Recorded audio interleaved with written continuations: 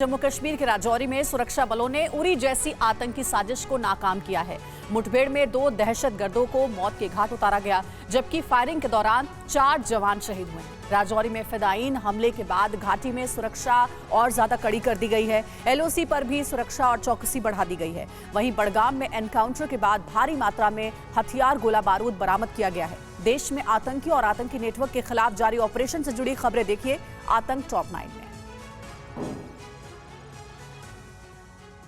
15 अगस्त से पहले जम्मू कश्मीर के राजौरी जिले में उरी आतंकी हमले जैसे साजिश को सुरक्षा बलों ने नाकाम कर दिया है। गुरुवार की रात परगल आर्मी पोस्ट पर ग्रेनेड फेंकने के बाद कैंप में घुसने की कोशिश करने वाले 2 आतंकियों को भी भारतीय वीरों ने मार गिराया।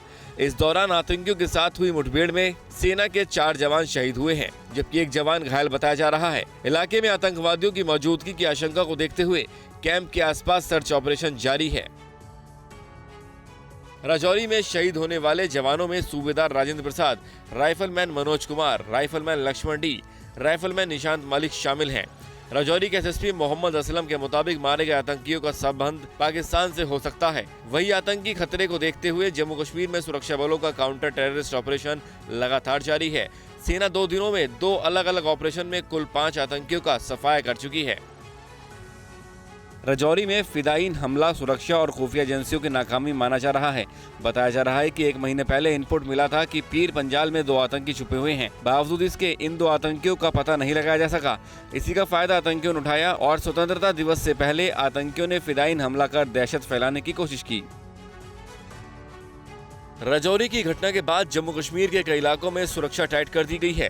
रास्तों पर जगह जगह बैरिकेड लगाए गए हैं। हर आने जाने वाले संदिग्ध गाड़ियों और लोगों की तलाशी ली जा रही है।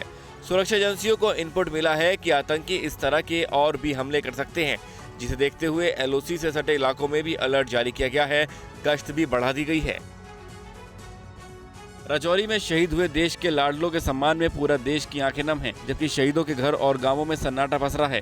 राजस्थान में झुंझुनू जिले के सूबेदार राजेंद्र प्रसाद भांबू भी इस आतंकी हमले में शहीद हो गए।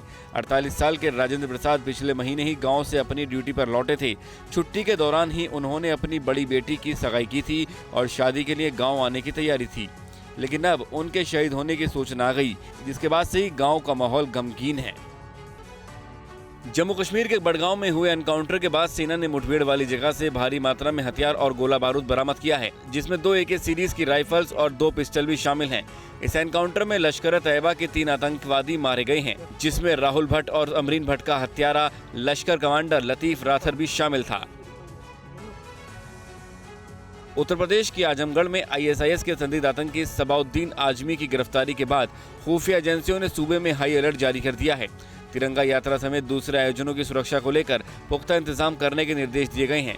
यूपी ATS, ISIS और से सीधे संपर्क में रहे सबाउद्दीन के साथियों की छानबीन कर रही है, जबकि सबाउद्दीन को जल्द ही पुलिस रिमांड को लेकर उससे नए सिरे से पूछताछ करने की तैयारी है।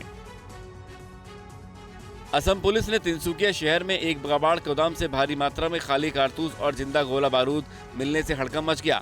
पुलिस ने नापुखुरी इलाके में मौजूद कबाड़ गोदाम से कई जिंदा गोला बारूद और 19 बोरी खाली कारतूस जब्त किए गए हैं। पुलिस अब इन खाली कारतूसों और गोलियों के स्रोत के बारे में जानकारी इकट्ठा कर रही है, जबकि कबाड़ गोदाम मालिक के खिलाफ मामला दर्ज कर उसे गिरफ्तार कर लिया गया है।